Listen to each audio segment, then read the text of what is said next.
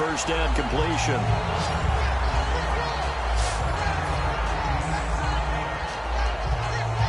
Second down, just 1 yard to go.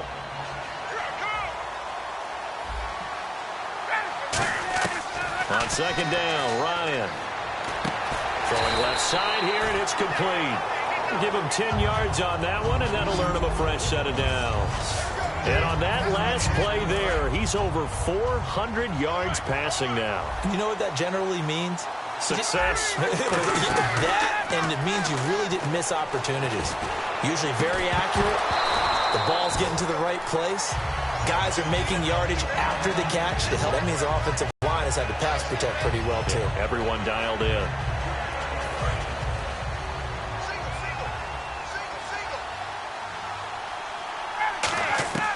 Second and 10 now. Ryan.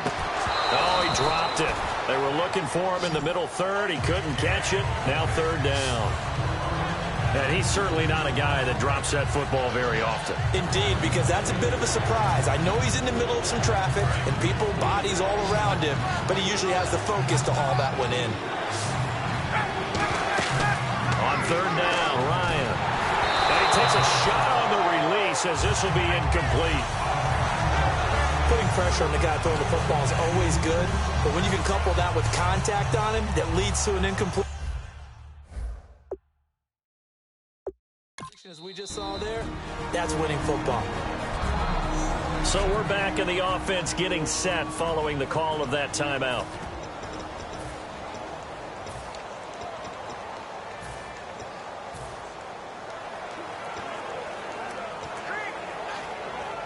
Looks like Ryan's going to stay out there.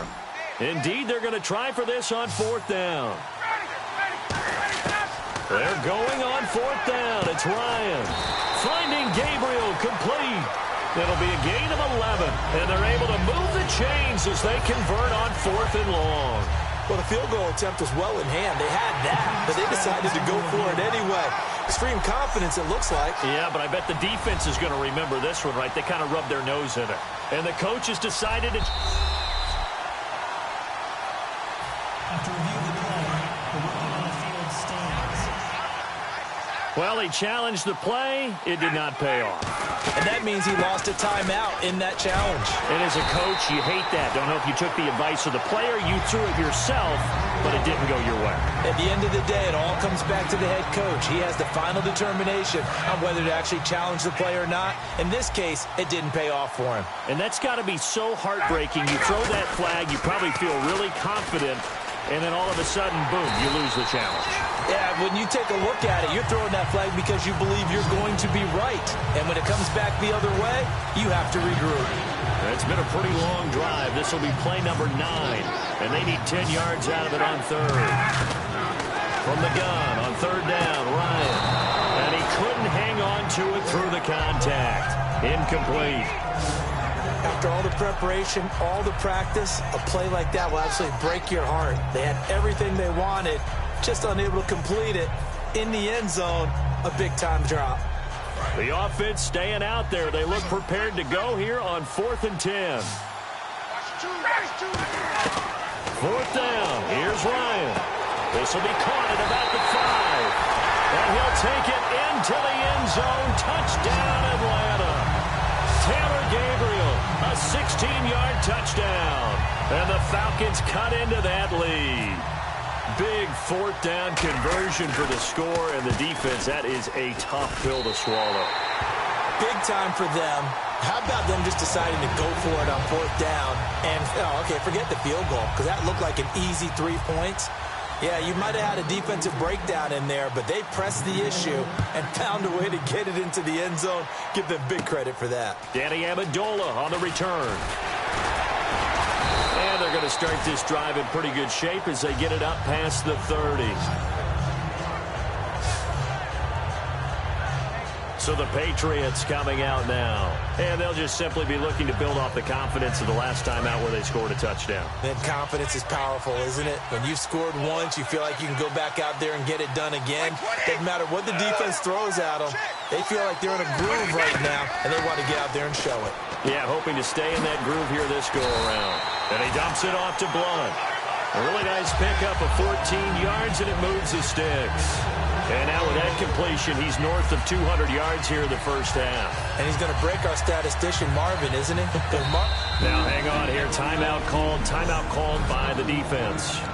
And with that, they're now out of timeouts. There's still plenty of time remaining here in this second quarter. They come out 5 wide, 3 of them to the right side. Brady now on first down. And some space here. And right side caught Hogan. And he takes it down deep into Atlanta territory. Well, we haven't been shortchanged on offense. Another fun play to watch there on the deep pass. This game has the feel of, a Turkey Bowl, a Thanksgiving Day. You know, when we get together this year, when the Davises and the Gardens get together, that's what our playbook's going to... Only a yard on the pickup there. 2nd and goal. Shift together here from the D-line. Now Brady throwing on 2nd down. And this is caught. It's Edelman. And he'll take it into the end zone for a Patriot touchdown. Julian Edelman, his 2nd touchdown of this Super Bowl. And the Patriots add 6 to their lead. And he's having a nice little first half here, partner. And it's a first half that leaves us anticipating what can still come. I mean, 2 touchdowns already here through the second quarter. There could be plenty more before this game is over. Gostkowski now, after the touchdown, he'll send this one away.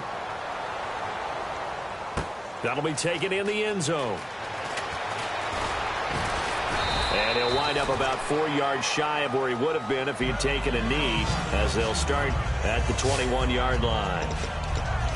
A chance for us to get a glance at this Patriots defense. Last drive, touchdown surrendered. Here, see if they can stop them. It's always a constant battle of letting the last series go, good or bad, but especially bad. Give up a touchdown. Okay, forget the finger pointing, forget the blame. Go back out and play the defense you know you're capable of and help your team out. And probably look to the leaders, as always. As always. They're going to be the ones going to grab some people and say, all right, let's do this thing. And that incompletion gives us a moment here, and an interesting tidbit as we look to the Super Bowl coming up. Dan Quinn, last time he faced the Patriots, he was a defensive coordinator for the Seahawks. Lost that game in the Super Bowl. Chance to get revenge.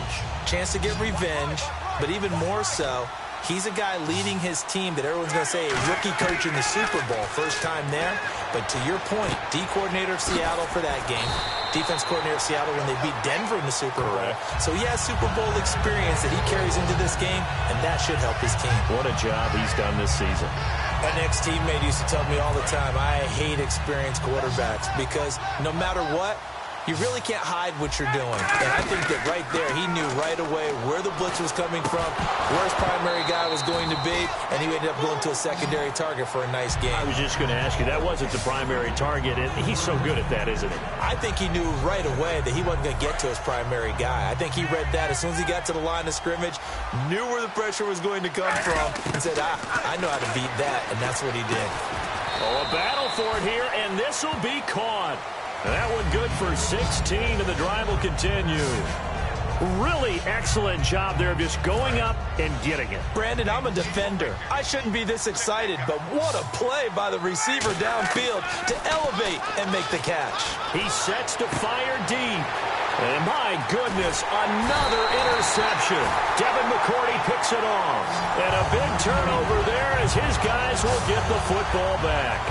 And that gives him now 3 interceptions in the game. Well, someone's locked into what they're trying to get done in the passing game. When was the last time we had someone get 3 in a contest? 2011, wasn't it? Kurt Coleman. Oh, yeah, that's then right. With the Eagles. That's right. Then with the Eagles, and I believe it's against Washington and Rex Grossman. That's correct. The Patriots offense now, they work their way back onto the field. And they will simply, Charles, be looking to duplicate what they did last drive when they were able to push it in for 6.